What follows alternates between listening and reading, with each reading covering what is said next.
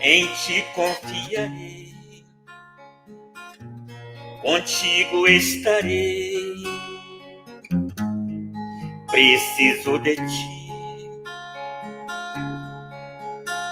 Deus, segura em minhas mãos, me envolva em seus braços, toca meu coração, por toda a minha vida te louvarei, nos pensamentos meus te buscarei,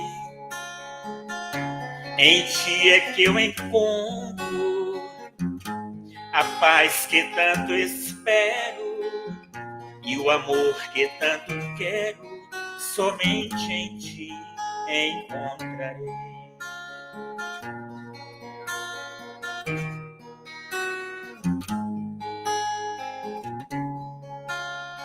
Deus, segura em minhas mãos, me envolva em seus braços, toca meu coração, por toda a minha vida te louvarei, nos pensamentos meus te buscarei, em ti é que eu encontro a paz que tanto espero e o amor que tanto quero, somente em ti encontrarei. Encontrarei. Olá, dona Zucca, aquele beijo carinhoso do seu coração. Que Deus te abençoe sempre.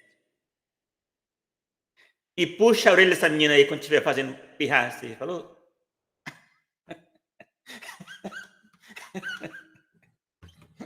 Não é chinelada boa, né? Eu sou muito obediente, meu filho.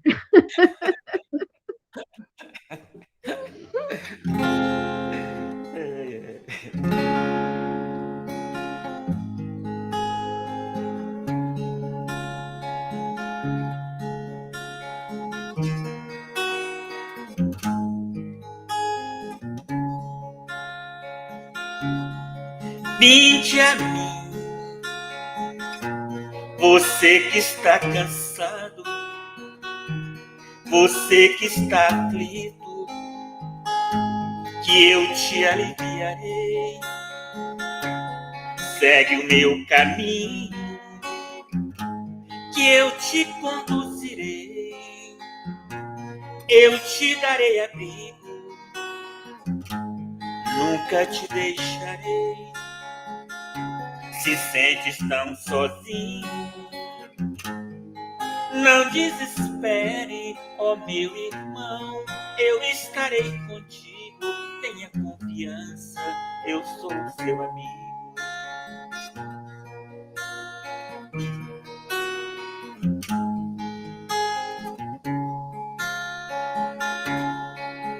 Se você sente vontade de chorar, não tenhas medo, chora. Se você sente vontade de sorrir, não tenhas medo,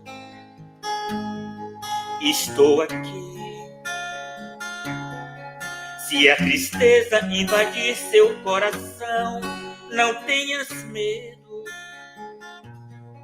não tenhas medo, cante uma canção. Eu estou aqui para te dizer que sou a mão que te conduz, eu sou o pão que te alimenta, na sua estrada eu sou a luz. Eu sou o mensageiro lá do céu, que por amor morreu na cruz. Sou eu, filho de Deus, pra você eu sou Jesus.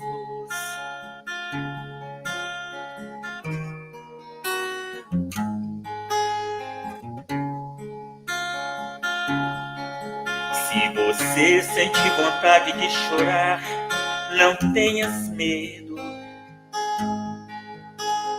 Chora. Se você sente vontade de sorrir, não tenhas medo. Estou aqui. Se a tristeza invadir seu coração, não tenhas medo. Não tenhas medo. Cante uma canção. Eu estou aqui para te dizer que sou a mão que te conduz. Eu sou o pão que te alimenta. Na sua estrada eu sou a luz. Eu sou o mensageiro lá do céu, que por amor morreu na cruz. Sou eu, filho de Deus. Para você eu sou Jesus.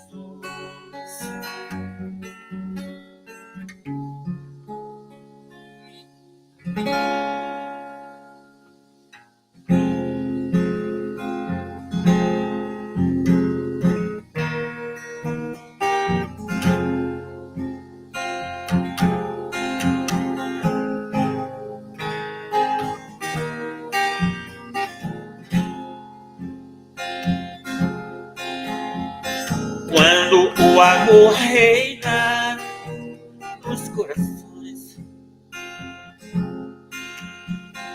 quando o homem controla as emoções,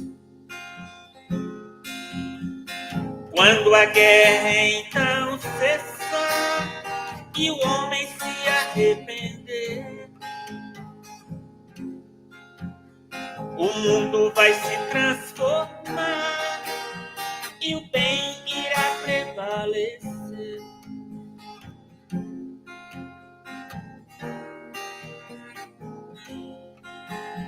A tempestade vai passar e o mundo verá a luz. A paz então irá reinar, como prometeu Jesus.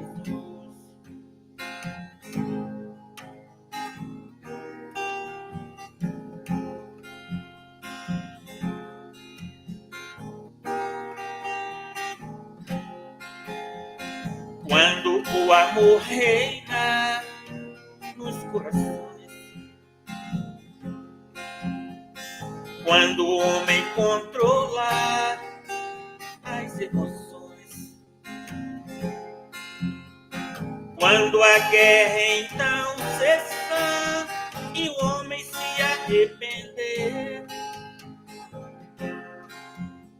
o mundo vai se transformar e o bem irá prevalecer.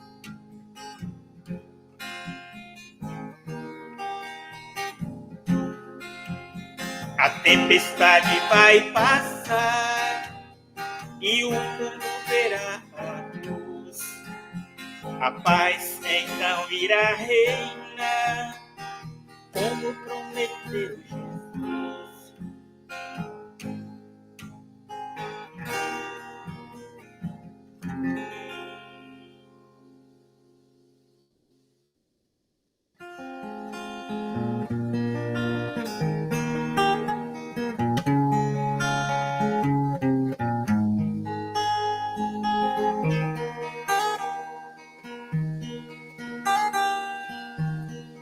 Ando devagar, porque já tive pressa, e leve este sorriso, porque já chorei demais.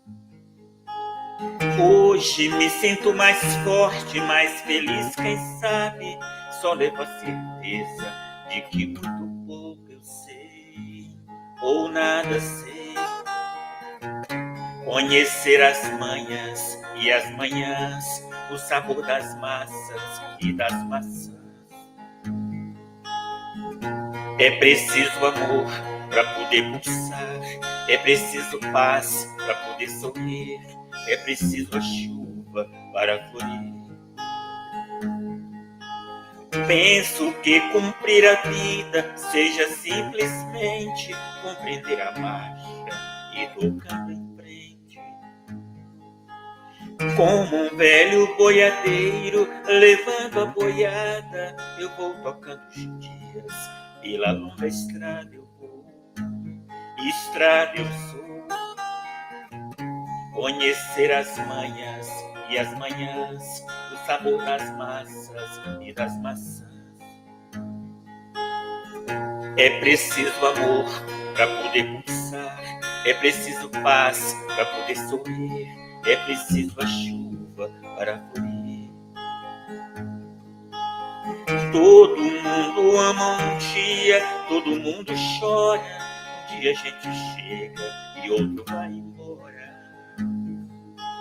Cada um de nós compõe a sua história e cada ser em si carrega o dom de ser capaz de ser feliz. Conhecer as manhas e as manhãs, o sabor das massas e das maçãs. É preciso amor para poder pulsar, é preciso paz para poder sorrir, é preciso a chuva para florir.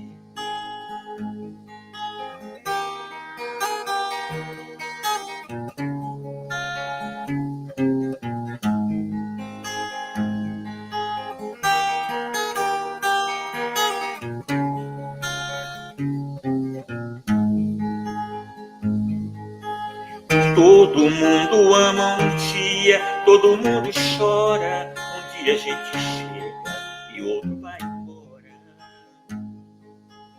Cada um de nós compõe a sua história e cada ser em si carrega o dom de ser capaz de ser feliz.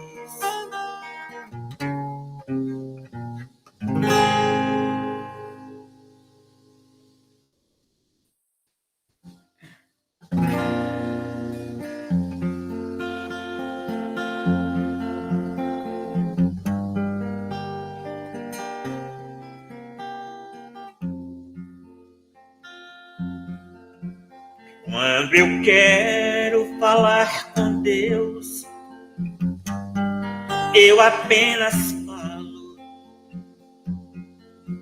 Quando eu quero falar com Deus, às vezes me calo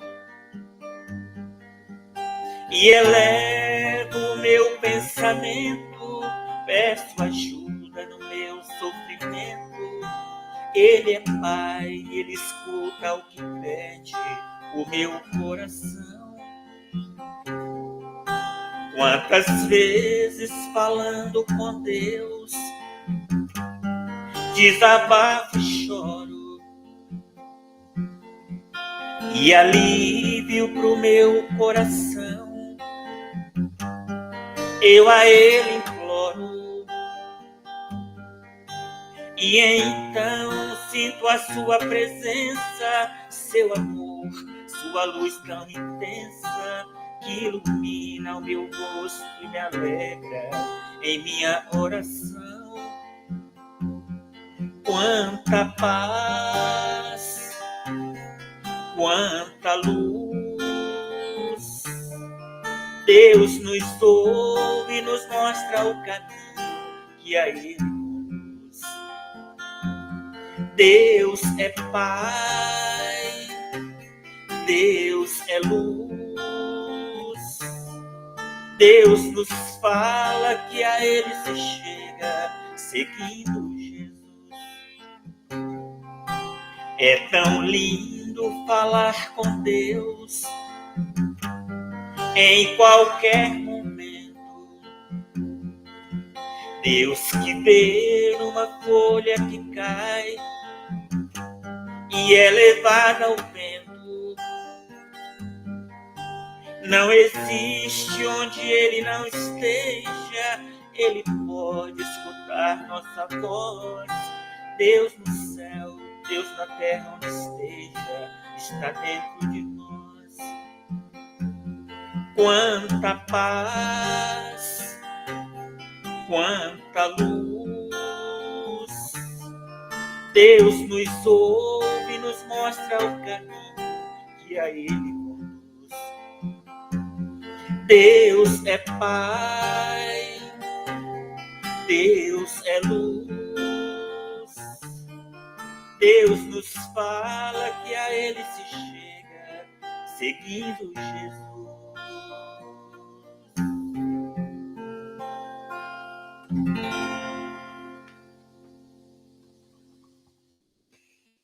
Nossa gratidão, Toninho. Gratidão, gratidão, gratidão. Deus abençoe a todos. Bom estudo para vocês. Deus abençoe. Sejamos todos bem-vindos à Fraternidade Espírita Jesus de Nazaré. Seja bem-vindo, Hércules. Nossa gratidão. Nós vamos estar fazendo aqui uma leitura do livro Centelha da Lei, Rafael Lavarini, a editora Alma Nova. Segui-lo. Não bastará ouvir o chamado do Mestre. Necessário vos é segui-lo. E o encontro do Senhor é ter com ele. E quem seria infeliz tendo algo vindo de Jesus? Ouvir com humildade o convite amoroso do Mestre é o primeiro passo que deverá ser seguido de tantos outros pelo caminho. Ainda que encontre porta estreita, estar nos caminhos do Senhor te proporcionará vida em abundância. O grande profeta Isaías, a esse respeito, disse: inclinai os vossos ouvidos e vinde a mim. Ouvi, e a vossa alma viverá, porque convosco farei uma aliança perpétua, dando-vos as firmes beneficências de Davi. Isaías 55, 3. Segui-lo. A nossa gratidão ao nosso irmão Toninho pela harmonização, e agora a gente vai respirar bem fundo,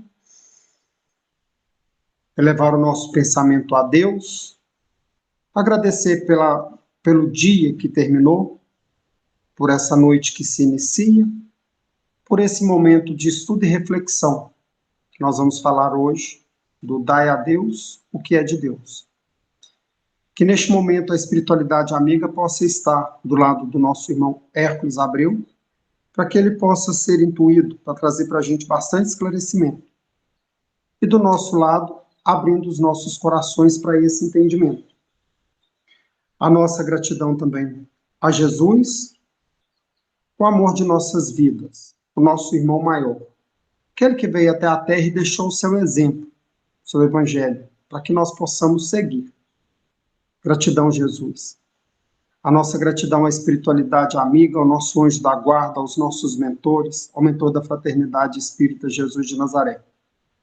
Que nesse momento as nossas vibrações positivas possam estar se unindo às dos nossos guias espirituais, dos nossos mentores, para estar levando um pouquinho de conforto, de amor, uma gotinha de esperança a cada um dos nossos irmãos. Irmão esses que se encontram nos hospitais, nas penitenciárias, nos asilos, nas creches, nos orfanatos, às vezes em leito de dor, com pensamentos não bacanas. Que cada um possa ser acolhido e receba essas nossas vibrações. Senhor, nós te agradecemos e te pedimos para que possamos iniciar os estudos da noite de hoje. Meu amigo Hércules Abreu, seja bem-vindo. Nossa gratidão. Você tem 1 hora para estar conversando conosco. Deus abençoe. Boa noite. Obrigado. Peguei uma gripe essa semana aí, tô meio rouco. Tossindo um pouquinho ainda. Mas vamos caminhando junto aqui, né? E Deus vai nos amparando e Jesus vai nos guiando aqui. Bom, gente, esse tema é um tema muito interessante, porque a lição que Jesus dá, né, aos fariseus naquele momento, em que ele é tentado, gente, eu gosto de falar que a palavra tentar, ela é muito mal interpretada quando a gente está falando da entidade desse tipo de Jesus, né? Um espírito que, segundo o que a gente estuda na doutrina espírita, não é possível mais ser tentado, né? Não é um espírito que falha mais, né? É um espírito de ordem crística.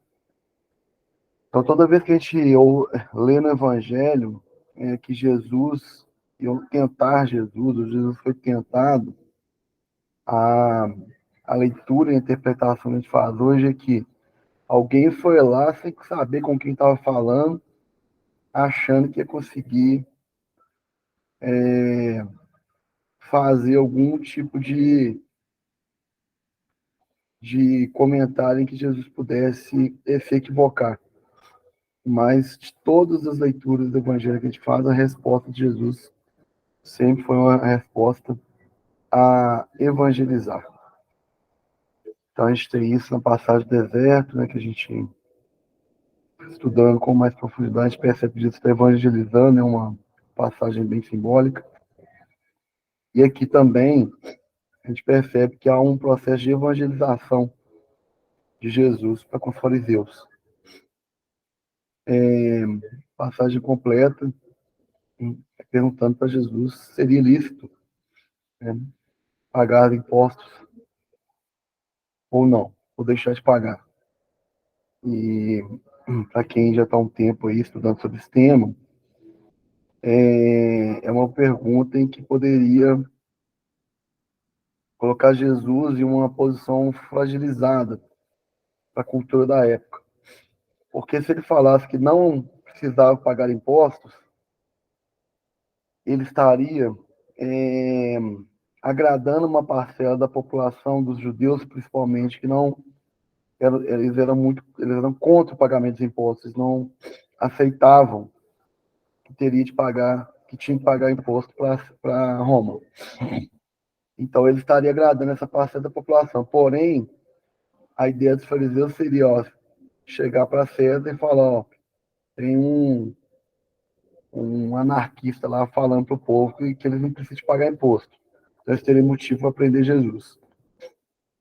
Se ele falasse que tinha que pagar imposto, ele ia desagradar os judeus, porque os judeus eram contra os impostos. Então, qualquer resposta que Jesus desse na cabeça dos fariseus ia estar incitando a população contra ele ou Roma contra ele. Só que a sabedoria de Jesus está muito além do tempo. E eles jamais iam imaginar que a resposta dele ia ser tão profunda. Então, é uma resposta tão profunda que a gente divide esse ensinamento dele. Ele pega uma moeda, né, para a gente completar a passagem do Evangelho, mostra para os fariseus e pergunta de quem que é o rosto que está esculpido naquela moeda. Os fariseus respondem que é de César. Então dá a César o que é de César. Porém, a Deus tem o que é de Deus. Então a gente tem uma palestra minha separada falando de dar a César o que é de César, mas nós optamos de falar dessa que é dar a Deus o que é de Deus. Há muita confusão hoje em se interpretar essa questão assim, o que é de Deus? Né? Peraí, Jesus falou que tem que dar a Deus o que é de Deus, mas o que é de Deus? Porque se for pensar bem, até aquela moeda que estava na mão de Jesus, ela também é de Deus. Porque tudo que foi criado, tudo que existe, tem a matéria-prima divina. Então, nada que existe nos pertence. Nada. Então, assim, a gente fica reflexível, por exemplo, como assim? Por que Jesus divide, sendo que ele mesmo sabia que tudo pertence a Deus? Mas a gente tem um contexto material e a gente tem um contexto divino. A gente tem um elemento material e a gente tem um elemento divino, né? E até hoje encontramos pessoas que descartam o divino e valorizam e acreditam e somente se apegam ao que é material. A gente tem hoje também pessoas que eles chamam de místicos, que só dá valor ao divino e despreza o material. Quantas e quantas vezes a gente não ouviu em meios religiosos: ah, não vou em médico não, que Deus me cura. Ah, não vou cuidar da minha saúde não. Ah, não preciso fazer exercício físico não, que Deus vai me dar saúde. Gente, se fosse para Deus dar tudo para a gente não precisa encarnar não, né? O corpo de carne, ele necessita de cuidados ligados ao campo material. É claro que com fé, né, com esperança, a gente potencializa qualquer cura. Mas se não fosse para Deus prover ao médico, ao cientista, a, os recursos intelectuais para que ele busque aprofundar naquele conhecimento, se isso não fosse útil, pode ter certeza, Deus não faria. Então, teve uma vez que eu ouvi um negócio muito interessante. Eu sou muito defensor, eu faço terapia há anos. A gente faz, para o tempo, depois volta a fazer. E a gente tem ouvido muito dos meios religiosos assim: ah, a melhor psicólogo que tem é Jesus. E é fato, né? Ele é o professor máximo de todas as coisas. Só que a gente tem esquecido, os próprios espíritos falam, que Deus utiliza os próprios homens para ajudar os homens. Então, teve uma vez que eu estava conversando com um colega meu, ele é muito engraçado, ele é terapeuta, e eu comentei com ele sobre isso, que eu tinha ouvido há pouco tempo uma pessoa conversando sobre psicologia com uma pessoa, a pessoa falou assim: ah, psicólogo, o melhor psicólogo é Jesus, então a gente tem que cuidar, tem que tratar com Jesus. Aí esse colega meu, que é terapeuta, falou assim: não, tranquilo, isso eu concordo plenamente, mas marca uma hora com Jesus lá e vê se ele vai te atender. Tenta conseguir um horário com ele. Então, gente, a gente ainda vive num nível de ignorância tão grande que a gente esquece que, se hoje a psicologia está tão avançada nos estudos do comportamento humano, é porque Deus quer que a gente busque essa ciência para nos ajudar a ter o equilíbrio emocional. E hoje a ciência está tão avançada na questão do conhecimento do corpo, é porque Deus quer que a gente utilize da medicina para ajudar na cura. Se a gente tem diversas ciências, engenharia, qualquer outra ciência tão avançada, é porque Deus está permitindo isso para que a gente busque, através deles, através desses profissionais, o desenvolvimento da sociedade. Então, quando a gente vai falar de dar a Deus o que é de Deus, a gente não pode confundir de que nós estamos encarnados e que, encarnado, a gente precisa estar em contato com encarnados. A gente vai precisar de utilizar recursos do campo material. A gente não pode viver uma vida mística, né? No Evangelho com o Espiritismo, não me recordo que agora, não peguei essa passagem, o Espírito fala assim, se eu não me engano, é na parte da pedi obtereis. O Espírito fala assim: não achais que vocês ficarem em silício e se cobrindo cinzas, que vocês vão ter o nosso apoio o tempo todo. O que ele quer dizer? Não ache que, se você ficar só fazendo prece aí o tempo todo, que nós, espíritos, vão vir aqui e vão fazer por vocês o que vocês têm que fazer. Então, assim, nós estamos encarnados, a gente tem que mover os recursos que vão potencializar esse momento da nossa encarnação, para que a gente possa evoluir, que é o objetivo de qualquer encarnação. Então, o que seria, então, esse dar a Deus que é de Deus? Todos nós viemos aqui com uma missão. E missão, gente, a gente às vezes confunde, acha que missão é o presidente da República, é sei lá, um rei, é um grande cientista que ganhou o prêmio Nobel, sei que lá, ou um missionário na igreja, na linha religiosa, que é uma Madre Teresa de Calcutá, um grande da vida aí, esses grandes, um Krishna, um Buda. Gente, missão não está muito ligado a isso, não. Missão é o seguinte, na linguagem espírita, a gente faz um planejamento reencarnatório. Ou seja, a gente, antes da gente encarnar, tem um espírito superior. Gente, eu não sei como, eu não lembro como foi, não, tá? Só vou supor que é assim, tá? Tem alguns Licença, licença. Sim, O que é espírito superior? espíritos superiores são espíritos mais velhos que nós, com mais conhecimento. Vamos dizer assim, que hierarquicamente eles estão acima de nós. Eles têm uma capacidade muito maior de visão que a nossa, de compreensão. Para dar alguns exemplos, vamos considerar um Chico Xavier encarnado, né? Hoje está desencarnado. Uma Teresa, um Francisco de Assis, os santos da Igreja Católica são espíritos, a gente tem como referência da Igreja, são espíritos considerados espíritos superiores.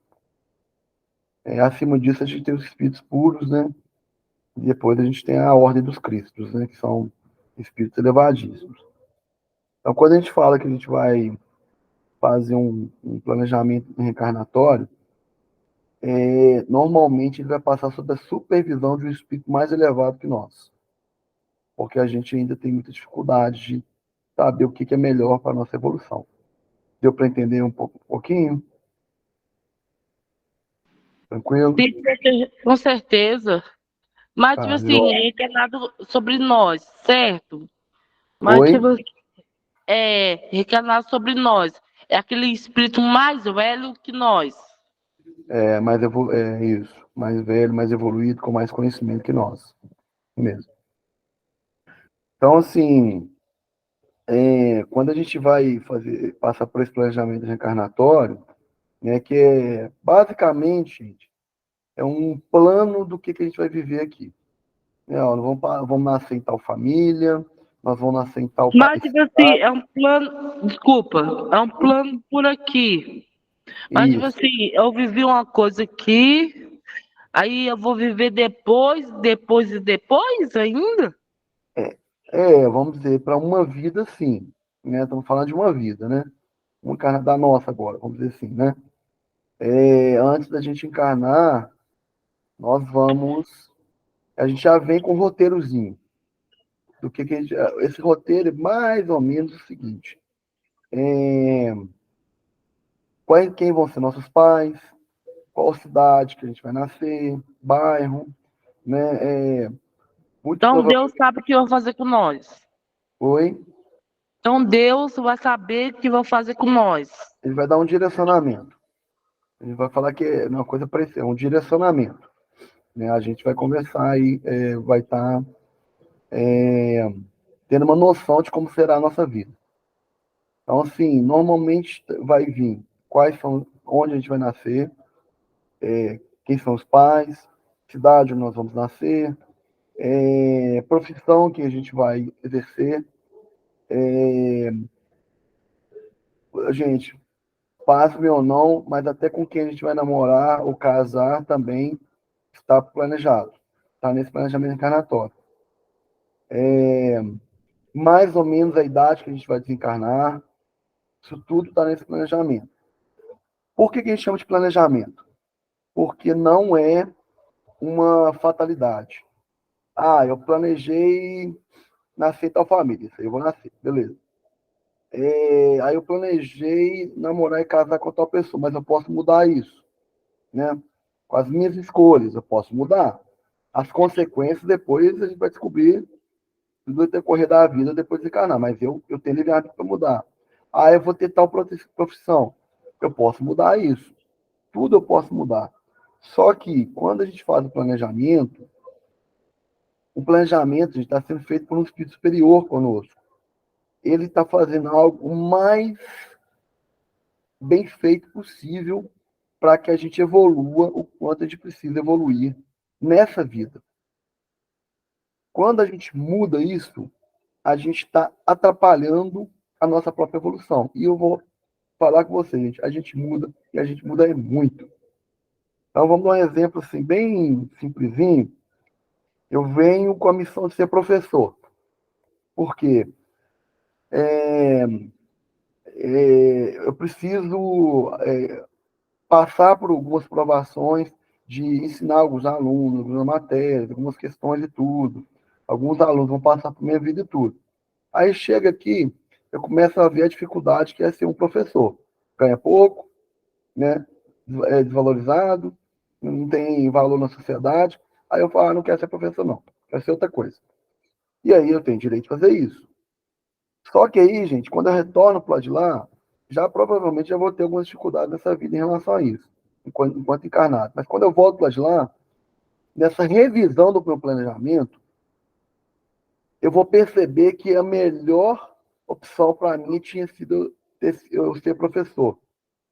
Então eu vou falar assim, não vai ter jeito não. Na Mas, próxima. tipo assim, então, a gente que não escolhe, é Deus que escolhe pra gente, ou a gente que escolhe reencarnar outra pessoa, reencarnar ser alguma coisa, ou é Deus que escolhe. A gente pode escolher também, mas em conjunto com Deus, né, na linguagem mais popular, Ah, tem que ser com Deus, então.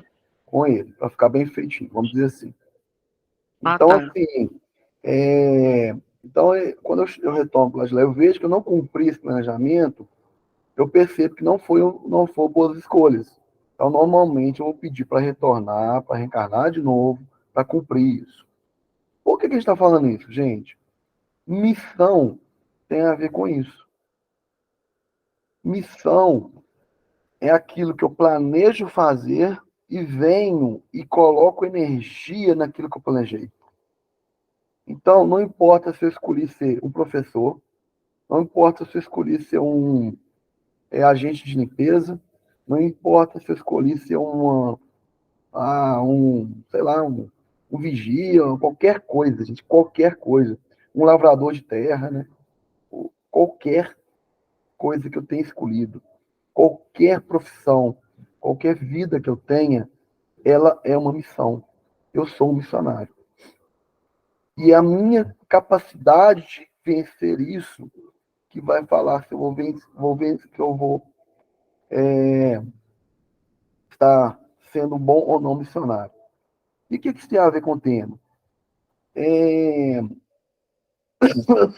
Quando a gente fala dai a Deus o que é de Deus, eu tenho os meus, as minhas buscas materiais. Então eu vou estudar, eu vou gastar dinheiro para estudar, meus pais vão me ajudar, exemplo, né? Depois eu vou fazer a faculdade. Eu vou ter uma profissão, por exemplo, tá, gente? Eu vou constituir família ou não, e vou ter toda uma estrutura à minha volta para que eu possa crescer, evoluir. Isso é dar a César feito César. Eu estou dentro do campo material. Então, se eu me formo em pedagogia, eu tenho todo o direito de ser um professor e receber meu salário para lecionar, para educar e tudo. Porque isso é o campo material. Isso é o dar a César. O dar a Deus, o que é de Deus, é o que está intrínseco aí. É o que está dentro desse processo. Então, se eu sou um professor e vivo reclamando da vida, e vivo reclamando que os alunos não prestam, vivo reclamando que o salário paga mal, que o governo paga mal, e vivo reclamando que eu queria ter tido outra profissão, e vivo reclamando que tem um monte de gente bem, isso que lá, eu travei no dar a César que é de César. Eu não entendi o dar a Deus que é de Deus. Aí que está a diferença. Então, assim, nós não estamos falando, gente, que a gente não não precise lutar pelos nossos direitos, não. Precisamos, sim. Precisamos porque toda a sociedade ela é construída, ela evolui através do diálogo, através de até algumas manifestações, através da busca de direitos. Isso é divino. Desculpa, mas existe o diabo? Não necessariamente, não dessa forma que as pessoas conhecem, tá? Cadê menino? É um pouquinho diferente do que as pessoas falam, tá? Então, Mas assim, ele é ruim? oi? Mas o diabo é ruim? Vamos dizer que a ruindade ela é muito relativa. Eu posso ser uma pessoa ruim ou uma pessoa boa. Qualquer um pode ser ruim, pode ser bom, né? Então, assim, vamos falar que essa entidade, esse ser que foi criado pelas igrejas e tudo, não existe, tá? Esse ser não. Mas o mal, sim, o mal existe. Então, o mal pode estar a gente mesmo fazendo, outras pessoas fazendo, assim como o bem também existe, a gente pode estar fazendo. Então, na linha espírita, a gente interpreta mais ou menos dessa forma, né? Não é um ser, né? Mas é a forma como a gente faz as coisas, né? Se a gente faz bem, se a gente faz o bem, a gente está fazendo coisas angelicais. Se a gente faz o mal, a gente está fazendo coisas que não são, na linguagem popular, coisas diabólicas, né? Então, a gente é mais ou menos nessa linha que a gente entende no Espiritismo. Então, gente, Mas, tipo assim, o demônio, ele não é ruim. Se a gente fazer maldade, é tipo assim, ele fala assim, faz aquilo, faz aquilo, faz aquilo. Ele tá mandando. Então a gente obedece, não é verdade? Então, se a gente obedece fazendo na ruindade, não é porque ele é ruim, que a gente está obedecendo a ruindade dele, não é verdade? é isso, exatamente. A gente que está se permitindo, né, obedecer. Esses chamados aí que não são de Deus, né? Tranquilo? Bom, gente, então assim, quando a gente foi até bem oportuna a sua fala, né, Rafael? Quando a gente está em qualquer situação da nossa vida, a escolha de como a gente vai lidar com isso que vai estar falando se a gente está cumprindo esse mandamento da a Deus que é de Deus, né? Então, assim, a gente pode dar vários exemplos. A gente pode ter um médico, por exemplo. Um médico, ele pode cobrar, sim, é o direito, de cobrar por uma consulta, porque ele gasta muito dinheiro para formar, ele tem que estar sempre fazendo cursos para se especializar, então é um direito dele e ele precisa cobrar para poder dar manutenção à profissão dele. Isso é da César que é de César. Agora, o motivo dele estar na medicina vai definir se ele está no dar a Deus o que é de Deus. Por quê? Se o médico está na medicina única e exclusivamente para ganhar dinheiro, ele não está no campo do dar a Deus o que é de Deus. Ele está no campo, somente no campo matéria. E a gente vê muitos por aí fazendo isso. Agora, se esse médico, ele está naquela profissão, recebe por ela, mas ele faz aquilo por amor à vida, né? Ele cumpre o juramento dele de salvar a vida a qualquer custo, ele está no dar a Deus que é de Deus. Certa vez eu ouvi uma pergunta muito maliciosa, numa entrevista. Quem elaborou a pergunta, eu falo que assim, a pessoa não estava nem um pouquinho interessada na resposta do médico. Ele estava interessado em fazer o circo pegar fogo. Ele perguntou o seguinte para um médico: se você tem um bandido que matou várias pessoas, e ele está de frente para você ali, no hospital, e você sabe que qualquer ação sua, você pode tirar a vida dele, e ele já nunca mais vai fazer isso, né? Não vai matar mais ninguém, não vai causar o mal que ele causa à sociedade, e você também pode salvar a vida dele, sabendo que ele pode continuar fazendo mal para a sociedade que ele faria. Qual que seria a sua decisão? Esse entrevistador perguntando para o médico. Então, a gente estava num momento muito inflamado, e quando eu vi essa entrevista, de que a gente estava muito naquele auge de acabar com bandido, não sei o que lá, de bandido bom, bandido morto, tudo. E o médico respondeu com toda a propriedade, falou assim, ó, quando eu fiz o meu juramento na faculdade, eles não perguntaram para mim se o juramento só valia quando você fosse uma pessoa considerada cidadão de bem, não. O juramento é feito o seguinte, nossa profissão é para salvar vidas.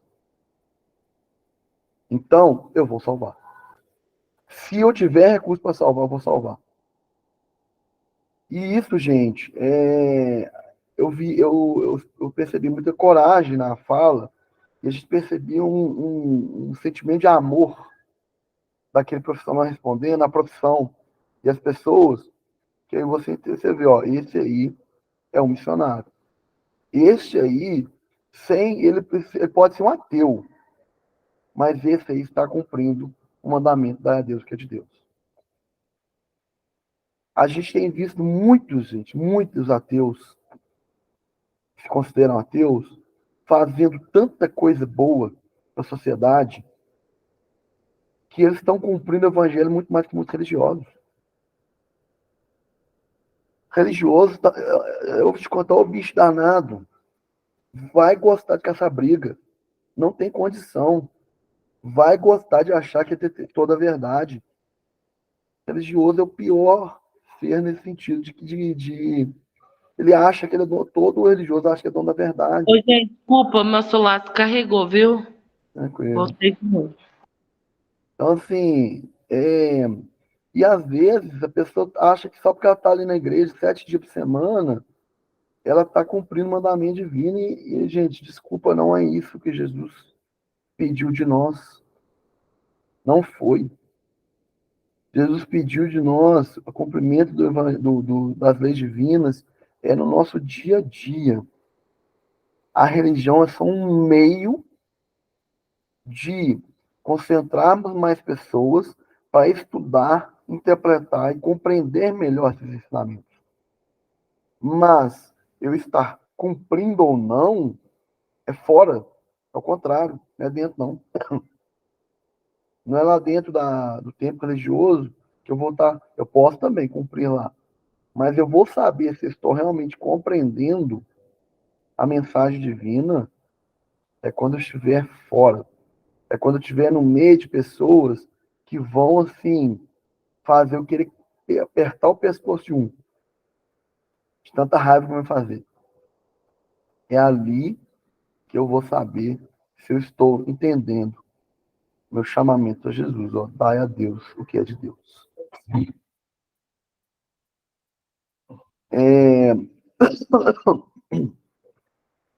A gente tem visto muitas situações complicadas nesse momento que a gente está vivendo. Né? Então, eu gosto de dar exemplos atuais, né? Por exemplo, a gente tem aí os pequenos agricultores. E a gente vê que muitas das vezes a sociedade não... O capitalismo não favorece muito os pequenos agricultores. O capitalismo ele favorece as grandes indústrias, né? Grandes empresas. E... Eu posso falar rapidão? Pode? Tipo assim, você entra num bar, certo? Uhum. E o bar te nega bebida, te nega água, te nega tudo. Se ele é aberto, ele tá, como que fala? Apassível ao público. Ele Hum, não pode negar ninguém para entrar no bar. Ele pode ser processado pelo racismo, pelo jeito, se tá fedendo, se tá cheirando, se tá isso. Mas ele pensa só no dinheiro. às vezes sim, né? Às vezes pode ser que tá pensando mais ali na questão financeira, tem muita coisa que envolve aí, né? A gente precisa de analisar, mas é complicado mesmo isso. Né? Então, assim, é, a gente dando esse exemplo assim, eu gosto de dar esse exemplo do dia a dia, quando a gente tem ali os pequenos agricultores, é, eu defendo muito, sabe, essa linha, porque quando a gente conversa com pequenos agricultores, a gente vê um amor naquela ação, né? O contato com a terra, do pequeno, do médio aí, agricultor, demonstra um amor tão grande que muita gente não percebe que isso vai para o alimento. Então ele tem todo o direito de cobrar por aquilo, ele vai cobrar, ele tem que cobrar, porque tem curso e tudo. A gente acha muito legal, a gente tem visto cooperativas, né, que juntam vários. Então, aquelas pessoas têm todo o direito de cobrar pelo que, pelo que ela tá produzindo, né, e vender, e colocar valor naquilo. Só que, assim, isso aí é o da César que é de César, tá? É o campo terreno. Só que quando a gente conversa com as pessoas e vê o amor que elas colocam naquele trato com a terra, naquele trato com os alimentos, a gente percebe ali, às vezes sem a pessoa saber que ela está, aquilo é tão natural nela, que ela está, assim, exercendo o dar a Deus que é de Deus. E aí, quando você vai em uma grande indústria, eu vou no campo do alimento, com o alimento, gente, o alimento, a gente não tem noção do quanto de toxina energética pode ir no alimento, do quanto de medicamento de cura pode ir no alimento, pela forma que ele é manipulado. E quando você lida com grandes agricultores, né, vamos dizer, mega empresas, muito no campo granelê, de grãos, você conversa às vezes ali com um operador de máquina, o cara às vezes ele não está nem, assim, nem se preocupando que aquilo é um alimento. Para ele aquilo é um produto qualquer, que tem que ser embalado, que tem que ser vendido, tem que produzir não sei quantas toneladas por dia, que tem que bater meta, que não sei o que lá, não sei o que lá. Gente, essa linha de pensamento foge do dar Deus que é de Deus. Então, assim, aí vamos para o restaurante. Quando você vai para um restaurante menor, você tem, às vezes, a própria dona ali, o dono, que é a pessoa que está à frente do restaurante, ela tem um cuidado de olhar se a comida está sendo bem feita, né? A gente gosta de brincar assim, não, você come essa comida aqui, parece comida de casa, né? De tão bem feito que é, mas não é um bem feito de ingredientes, de forma de fazer, não.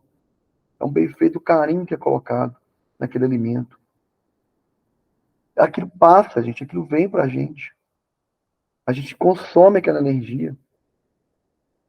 Aí você vai num McDonald's. Eu vou dar esse nome porque eu vou falar com você que eu não. Ou você vai num fast food aí, que a hora que você come aquele negócio, parece que você comer papel.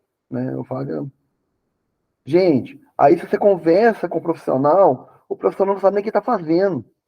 Ele tem que produzir 300 sanduíches por dia. Ele só está preocupado que tem que bater meta. E tem que fazer.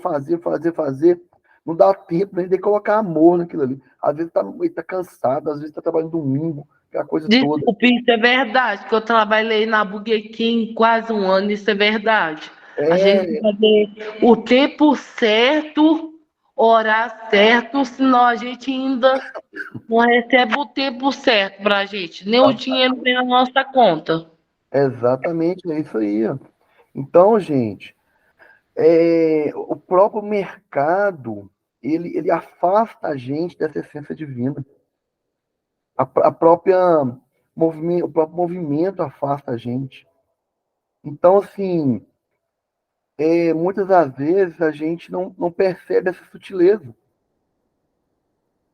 né, de como, como a gente pode oferecer esse dar a Deus que é de Deus. E aí, gente, nós vamos para um outro campo que é um pouquinho mais polêmico. E rapidão, só falar. Era tanto hambúrguer perdido, mas tanto hambúrguer que eles iam jogar no lixo. Sabe o que eu fiz? Dei tudo pro morador de rua. Pois é, olha para você ver, desperdício de alimento, tanta gente passando fome, complicado, né? Eles iam jogar no lixo e eu fazer o quê? Tem que dar pros moradores de rua. Tá É, prestando, ó. esse ato aí é o ato de dar a Deus que é de Deus, você está cuidando, né, das pessoas, né? Tá certo? Então, assim, então a gente vai para uma outra situação que tá dentro desse tema também, e que a gente tem visto muito, mas muito, e é muito sutil, gente, que é a gratuidade da prece. É, às vezes a gente critica um, um segmento religioso aí porque está cobrando para fazer prece, cobrando isso, cobrando aquilo. Isso está realmente. Isso não tem embasamento dentro do evangelho, né? Realmente Jesus ele foi contra isso, não está correto. Só que às vezes a gente não percebe que há uma sutileza, está permeando até o meio espírita. O meio espírita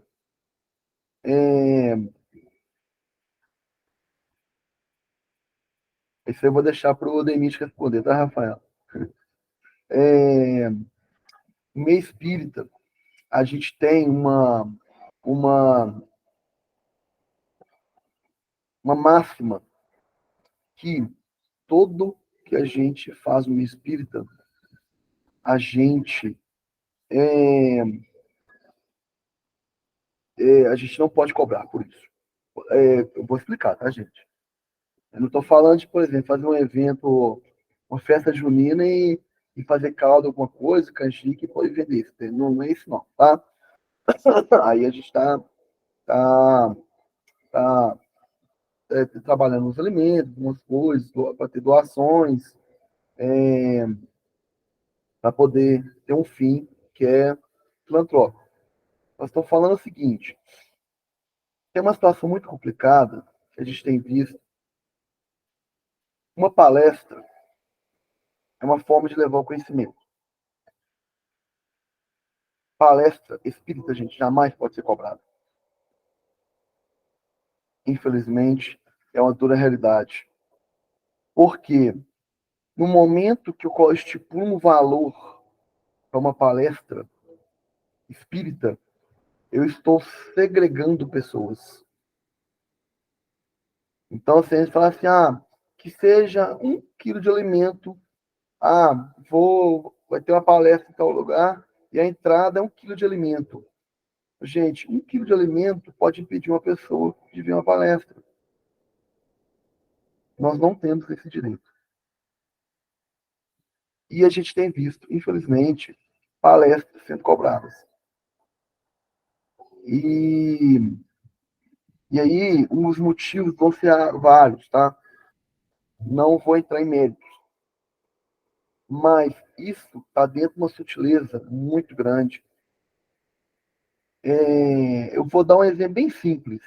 Seria a mesma coisa de cobrar para entrar numa missa. Não, para assistir essa missa tem que levar 1 quilo de alimento. É um meio de se levar um conhecimento, de aproximar a pessoa de um consolo, aproximar a pessoa da fé, que a gente não pode estipular valor. E isso tem acontecido. A gente participou de um movimento uma vez em que tinha um grande médium, não vou falar de grande médium, não vou usar esse termo, não, um médium muito famoso, e esse médium, ele estipulava um valor para ir na palestra. Só que a gente tem que compreender o seguinte, o valor que esse médium estipulava não era um salário.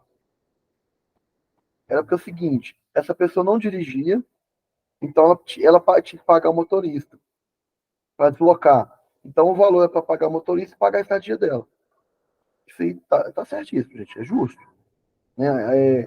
Se eu estou aqui fazendo movimento, eu quero montar um seminário aqui na nossa fraternidade, e eu quero trazer um médico lá do Rio de Janeiro. Eu que tenho que bancar as despesas desse médico. Esse médico, desculpa, esse expositor.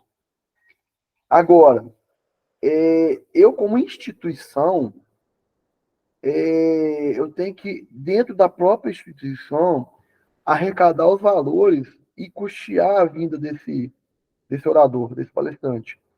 Eu não tenho direito de cobrar as pessoas entrarem na palestra e ver esse palestrante.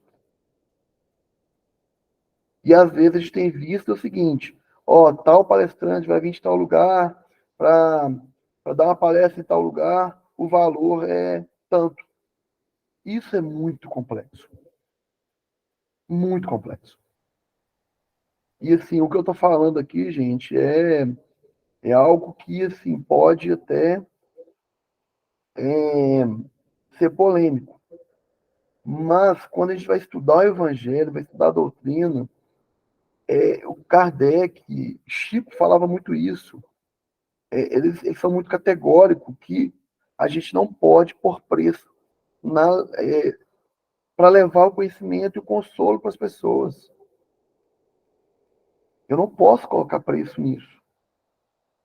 Então, se eu monto uma instituição, a gente tem N recursos ali para poder manter aquela instituição e até fazer eventos. Mas o evento em si, eu posso, por exemplo, eu falei, vou fazer uma festa junina, aí a gente está fazendo canjica, está fazendo caldo de caldo, está fazendo aquilo outro. Não tem problema em não vender o produto. Estou vendendo produto. A gente vai fazer um preço diferenciado para ter mais pessoas ter acesso, né? A gente não vai fazer uma coisa com lucro altíssimo, vai pedir os tarefeiros para doar os ingredientes, né? Os próprios tarefeiros vão fazer aquilo de forma voluntária, para o valor que é arrecadado e para a instituição e ajudar nas despesas da instituição. Né? Quando eu falo instituição, é a casa espírita. Então, ali, aquele produto não tem problema. Eu posso, tem todo direito de pôr preço. Agora, eu falo assim, gente, vou fazer uma palestra, tal. Para assistir essa palestra, o valor é X. E aí, ou se desculpa, gente, esse valor vai ser direcionado para as obras da casa e tal. Não temos esse direito. Não temos. Porque aí eu estou fazendo exatamente aquilo que faziam os fariseus e muitos médios aí, cobrando pela prece. Porque, gente, a palestra espírita é uma prece. A gente não tem noção do trabalho que é feito. A palestra em si é um passe magnético. A gente não tem noção o que é quando você tem um salão ali com algumas pessoas, a gente não tem noção o que os espíritos estão fazendo ali de ajuda e de cura.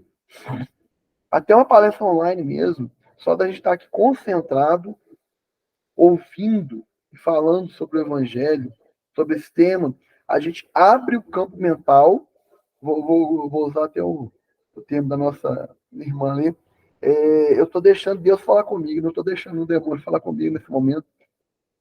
Eu estou, assim, abrindo o campo mental para ouvir o meu anjo da guarda. Às vezes, o meu dia inteiro foi tão corrido, que meu anjo da guarda assim, vou ter que achar uma hora para poder conseguir falar alguma coisa com ele, porque não tem espaço ali, não. A gente fica desligado na correria do nosso dia a dia, que às vezes a gente não dá acesso para o nosso anjo guardião dar um toque na gente de alguma coisa. E às vezes, nesse momento de uma palestra aqui online, eu abro a mente numa prece que é feita de abertura, numa prece que é feita de encerramento, eu abro a mente, nesse momento ele aproveita para colocar uma inspiração de alguma coisa que ele precisar de falar comigo. Gente, eu não tenho direito de cobrar. Então, assim, eu não tenho direito de pôr preço nisso. Eu tenho visto tantos movimentos aí, gente, tal palestrante vai em tal local, 1 quilo de alimento não perecível, isso aí vai ajudar um monte de pessoas. Não, gente, não pode. Porque 1 quilo de alimento perecível, eu posso impedir de uma pessoa que está passando na rua ali agora com desejo de suicídio, e aí o mentor dessa pessoa tenta intuir para ela entrar na casa espírita e falar assim, ó, não, hoje tem que, a palestra que tá, coisa, só pode entrar se doar 1 quilo de alimento perecível. Acabou o trabalho da espiritualidade ali. Então, assim, isso é muito complexo, muito complexo. Quando a gente está falando de gratuidade dos dons, quando a gente fala de dar a Deus, que é de Deus, e dar a César, que é de César, você é bobo demais. Quando a gente está falando aí de dar a César, que é César, eu foquei o dar a Deus, que é de Deus, quando a gente fala dar a Deus, que é Deus, a gente está falando de sentimento. Então, para a gente fechar aqui nossa fala, eu tenho um exemplo que um colega nosso dá, eu acho tão simples e tão profundo, que ele fala assim, uma pessoa bate a sua porta.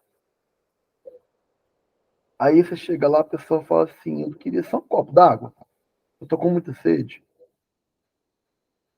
Aí você vai, encosta o portão, volta e xinga horrores porque a pessoa bateu no seu portão e para te pedir um copo d'água, te atrapalha de fazer comida, te atrapalha de, sei lá, ver um filme, sei o que lá. Você pega o copo d'água e leva o copo d'água para ele. Você matou a sede com a pessoa. Só que ali você fez o seguinte, você deu a César que é de César.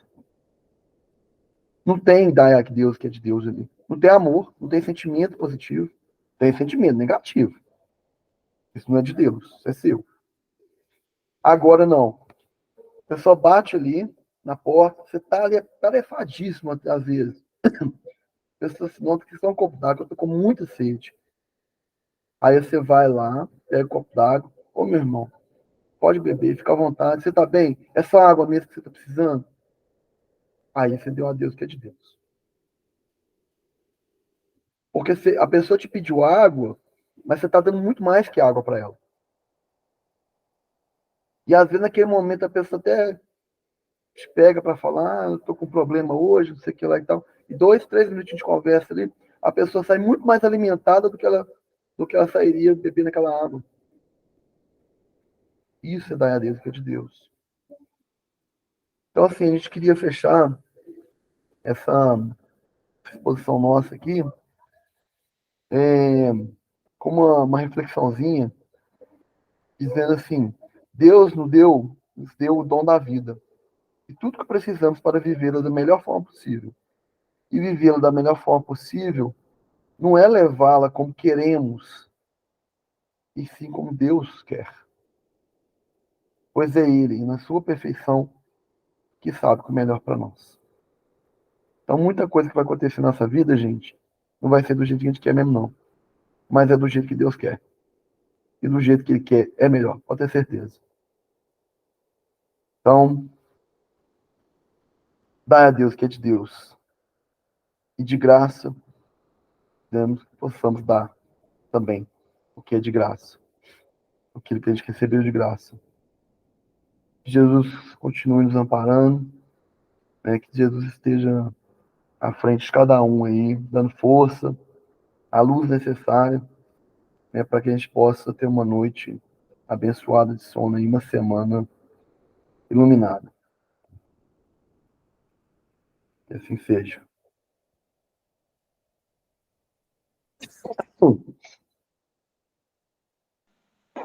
Menino, nossa gratidão. Os cachorros começaram a latir aqui na hora que você estava falando e não deu para ouvir o final. Você já terminou com a prece, não já? Eu não fiz a prece ainda, não. Então você faz a prece para a gente Faço. e no finalzinho a Rafaela vai cantar um hino que ela falou. Muito obrigado. Deus abençoe. Amém. Deus Pai Todo-Poderoso, Senhor da luz e da vida, que possamos, diante dessas explicações, desses ensinamentos que a gente recebe através dessa iluminada doutrina espírita, fortalecer nossos corações na busca de trilharmos caminhos melhores. Que a paz, tão almejada por todos nós, Senhor, nasça primeiramente em nossos corações, para que possamos levá-la aos mais necessitados. Que o amor sempre presente se faça na vida de cada um. Que assim seja.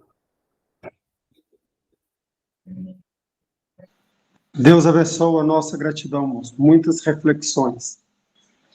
Rafaela, você vai cantar para a gente? Boa noite, Deus abençoe a todos e gratidão por todo mundo. Tô com vergonha, mas vou cantar assim. A noite chegou, eu estou a cantar. O medo chegou, eu estou a clamar. Mas tu diz, e o medo pode uma noite durar. E pela manhã dia virá. Mas, Senhor, a noite anda